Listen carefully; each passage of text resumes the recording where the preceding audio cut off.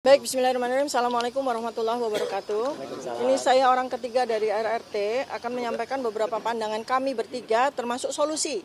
Sebenarnya kami ingin memberikan solusi terkait dengan kasus ini. Bagaimana negara bisa menyelesaikan masalah polemik ijazah palsu Jokowi ini ya. Jadi saya akan mulai dengan begini.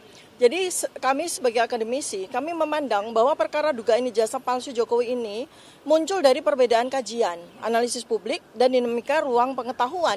Bukanlah ranah kriminal murni.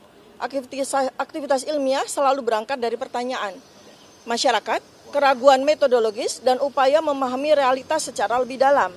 Karena itu, penyelesaian perkara seperti ini secara hukum sangat layak untuk dipertimbangkan melalui mekanisme penghentian penyidikan atau SP3.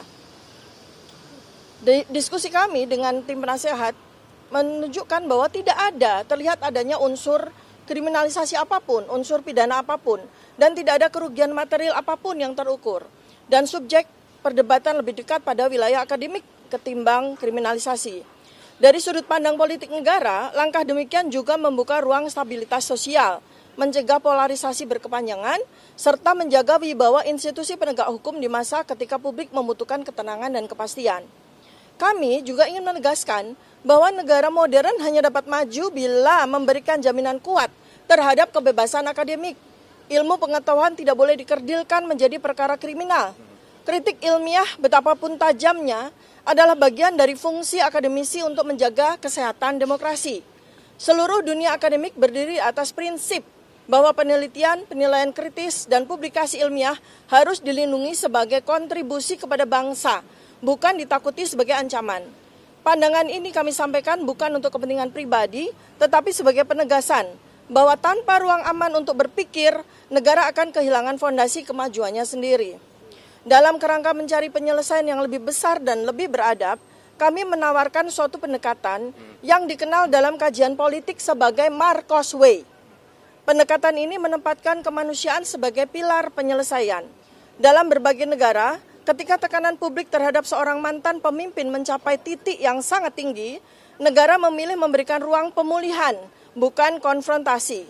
Terlebih kami memahami bahwa tekanan politik berkepanjangan dapat berdampak serius pada kesehatan fisik dan mental seseorang. Dalam hal ini adalah mantan Presiden Joko Widodo. Stres akut, penurunan imunitas, hingga risiko komplikasi medis.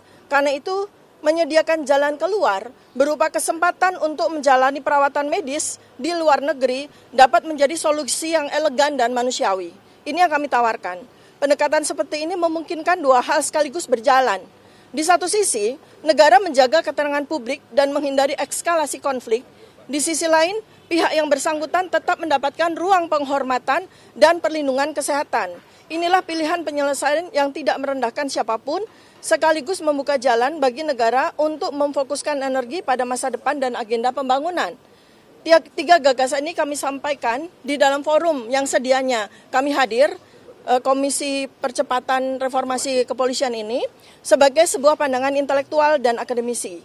Indonesia membutuhkan keteduhan, kecerdihan nalar, dan keberanian untuk memilih solusi yang menjaga martabat semua pihak.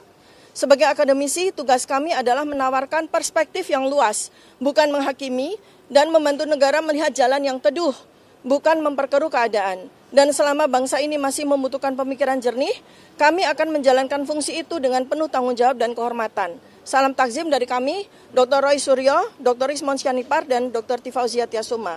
Untuk diketahui juga pada khalayak bahwa saat ini kami juga sudah berkonsultasi dengan para pakar, para ahli, yang kurang lebih terdiri atas 30 profesor dan doktor ya, terdiri atas multidisiplinary, dan mereka semua berdiskusi day by day dengan kami ya, untuk membahas tentang bagaimana seharusnya kasus kami ini ditegakkan dan kemudian bagaimana solusi yang lebih baik untuk penyelesaian masalah ini. Sekian, terima kasih. Assalamualaikum warahmatullahi wabarakatuh. Rizal Fadila ya? Ya, ini Rizal Fadila juga korban. Ini yang klaster 1. Mereka kan klaster 2. Ini tersangka dari klaster 1. Sekali lagi, saya bukan lawyernya ya. Iya, Assalamualaikum warahmatullahi wabarakatuh.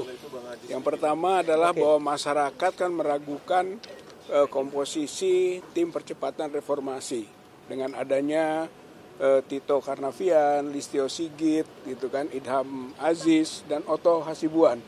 gitu, karena kelihatannya akan mengganggu dari objektivitas kerja dari tim percepatan. Dan hari ini ternyata terbukti gitu. Ada bukti-bukti yang nyata bahwa dia tidak memposisikan diri imparsial. Itu tidak membuka ruang untuk mendengarkan pihak-pihak yang lengkap gitu. Padahal kami ini sebenarnya ingin menyampaikan dengan pendekatan empirik. Pendekatan empirik adalah peristiwa atau kasus.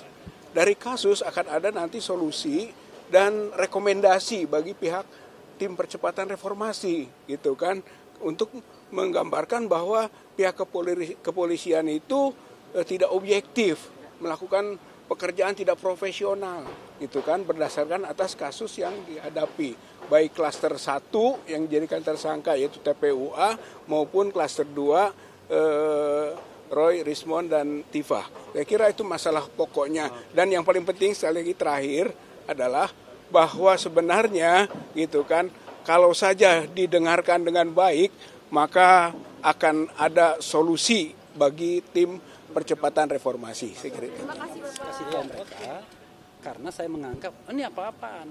Ini kan lembaga aspiratif, lembaga aspirasi. Masa belum apa-apa sudah menghukum orang? Status tersangka itu kan belum bersalah, apalagi kita melihat nuansanya nuansa kriminalisasi.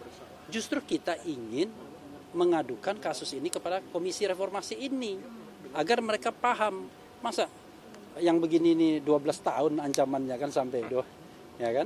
Nah, itulah sebabnya. Nah, ketika datang tentu kaget Pak Jimli, saya mohon maaf untuk itu ya. Kalau memang didengar Pak Jimli, saya mohon maaf.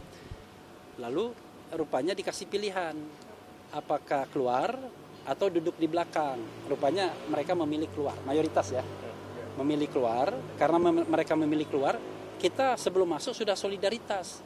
Kalau RRT keluar, kita juga keluar.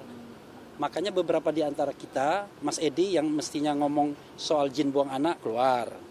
Kemudian Pak Said Didu ngomong tentang PIK, pagar laut, oligarki, keluar. Rizal Fadila yang nasibnya sama sebagai tersangka juga pasti keluar, ya kan? Kemudian siapa lagi? Pak Rajasa karena terlambat nggak tahu masalah dia. Kemudian Aziz Yanuar mestinya bicara KM 50, Habib Rizik keluar juga. Maka kemudian sudah, itulah. Gitu. Artinya audiensi hari ini apakah pada akhirnya tidak jadi dilaksanakan karena solidaritas tadi keluar atau seperti apa?